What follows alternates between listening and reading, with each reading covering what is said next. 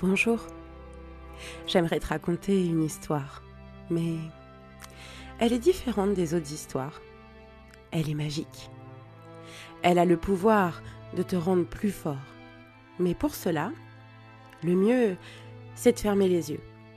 Car quand on ferme les yeux, on peut mieux voir les images et ressentir les émotions avec son cœur. Par exemple, ferme les yeux et repense à l'endroit de nature que tu préfères. T'as vu comme c'est plus facile de le voir en détail les yeux fermés? Tu es prêt? Allez, on y va. Je voudrais te raconter l'histoire de Harris, le renard. Il vit dans une très belle forêt majestueuse, où les arbres immenses étendent leurs branches haut vers le ciel. Et peut-être que juste avant que je commence à te raconter son histoire, tu pourrais imaginer que tu es l'un de ces arbres dans cette forêt. Peut-être pourrais-tu voir de tes pieds se prolonger des racines magiques qui s'enfoncent solidement dans le sol et voir pousser tes branches jusqu'au ciel. Oh, regarde, il y a un petit lapin blanc. Il plonge au cœur de tes racines dans un petit terrier très lumineux. Peut-être pourrais-tu le suivre et tu pourrais plonger à l'intérieur de ce trou de lumière. Et plus tu plonges dans ce trou lumineux, et plus tu te sens en sécurité, comme dans un cocon, une bulle de chaleur réconfortante et dorée. Et pendant qu'une partie de toi est installée là, en sécurité, une autre peut se rapprocher pour mieux entendre l'histoire de Harris, le renard. Harris traversait toujours la forêt en portant derrière lui une maison pas comme les autres. C'est une petite maison en bois qu'il avait héritée de ses parents et qu'il avait montée sur une chariote. Il est tel un escargot, tirant derrière lui sa coquille sur roue. Évidemment, il n'a d'autre choix que de modifier son trajet et sa trajectoire en fonction des obstacles qu'il rencontre sur sa route. Pas question de s'aventurer là où c'est trop sombre. Impossible de traverser si un arbre s'est couché ou qu'un gros rocher a roulé et bloqué la route. Harris ne se sent jamais libre d'aller où il veut, ni de suivre ses amis car il doit surveiller sa maison. Il a du mal à faire confiance à qui que ce soit car il doit faire attention à ce qu'on ne lui vole rien. Il a du mal à se faire de nouveaux amis ou à découvrir de nouveaux paysages car il reste toujours sur le parcours qu'il connaît. Mais un jour comme hier, il a fait une rencontre aussi extraordinaire que surprenante. Alors qu'il était dans ses pensées, marchant tranquillement et lentement, il vit apparaître au détour du chemin un pirate. Celui-ci était tellement content de rencontrer quelqu'un qu'il coura vers lui en faisant de grands gestes joyeux. C'était un pirate explorateur qui s'aventurait dans toutes les mers à la découverte des plus grands trésors et des richesses de la vie. Comme la nuit commençait à tomber, Harris invita exceptionnellement ce nouvel ami à rentrer dans sa maison roulante. Et comme pour le remercier, l'aventurier de la mer lui narra une de ses plus belles découvertes. Il raconta comment il avait fait pour dépasser ses peurs, en traversant des pays inconnus ou en rencontrant des personnes nouvelles. Il avait découvert que derrière la grosse voix des peurs, il y avait une petite voix au fond de lui qui lui donnait du courage. Une petite voix qui lui rappelait que tout ce qu'il avait rêvé, il pouvait le réaliser. Et même si, parfois, il avait fait des erreurs, même s'il s'était trompé, il avait toujours fini par retrouver son chemin, grâce à elle. Je ne sais pas si tu sais que tu sais déjà que toi aussi, tu as cette même petite voix en toi. Mais ce que je sais, c'est que tu pourrais dès maintenant ou dans quelques instants essayer de l'écouter. Cette petite voix qui te fait rêver, celle qui t'aide à imaginer, à jouer, celle qui t'a encouragé à te tenir debout pour la première fois, et puis à faire tes premiers pas, ou à prononcer tes premiers mots, à écrire les premières lettres.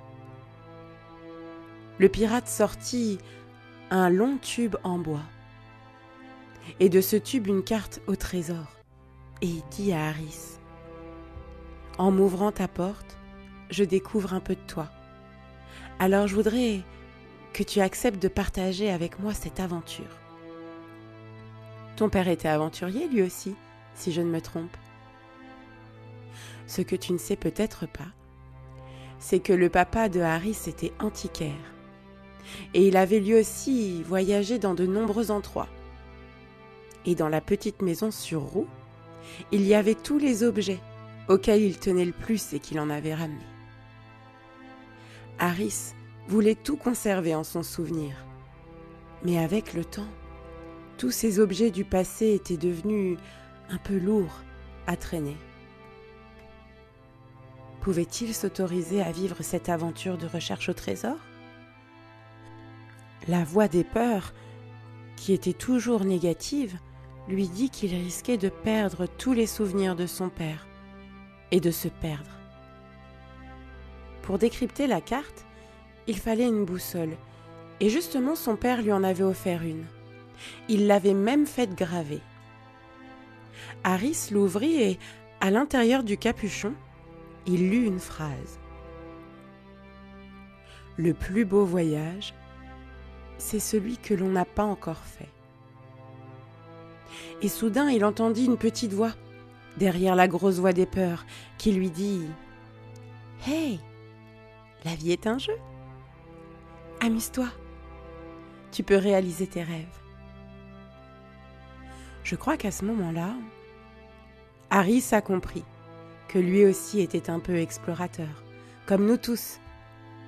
Que ce qui comptait, c'était de découvrir le monde, le plus d'endroits et de gens possibles pour pouvoir essayer et expérimenter et comprendre où est-ce qu'on se sentait le mieux, ce dont on avait besoin.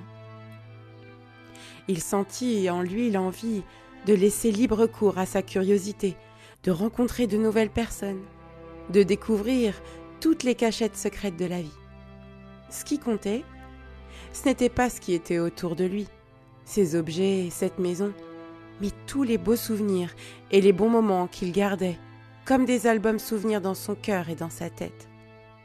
À ces endroits, on ne pourrait jamais les lui voler.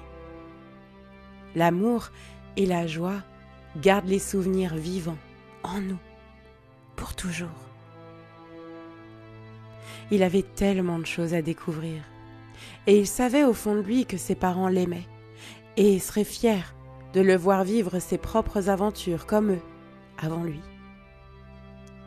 C'est comme ça que Harris le renard est devenu Harris, le renard explorateur.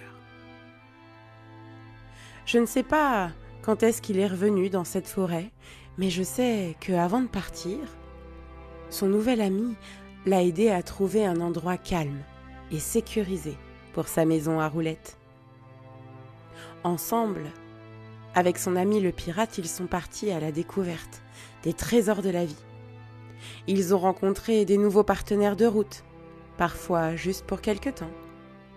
Et partout où ils allaient, ils racontaient leurs aventures si extraordinaires et magiques que l'une d'entre elles a pu arriver jusqu'à toi. Une histoire magique agit comme un élixir de courage. Elle est comme une potion qui fait parler plus fort la petite voix en nous, qui nous rend plus courageux, comme la potion magique dans Astérix et Obélix. Alors peut-être, tu pourrais imaginer que tu bois cette potion de confiance en toi. Et c'est comme si tu te sentais encore plus fort, encore plus curieux, et aventureux, comme Harris, le renard explorateur. Tu pourrais t'imaginer en train d'explorer ta vie, de rencontrer de nouveaux copains, d'aller dans de nouveaux endroits et d'essayer des nouvelles activités. Tu pourrais, toi aussi, faire de nouvelles choses ou t'accrocher à tes rêves et à ce que tu as choisi d'aimer pour toi. Écrire tes propres aventures. C'est toi qui décides de ce que tu es. Tu pourrais même démarrer une nouvelle histoire aujourd'hui ou peut-être demain. Imagine-toi, chevalier, aventurière, magicien, fée, explorateur ou exploratrice.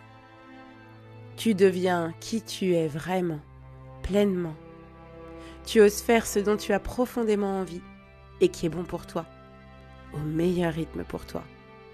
Et qui sait, peut-être qu'une prochaine fois, c'est ton histoire que l'on me racontera. À très bientôt.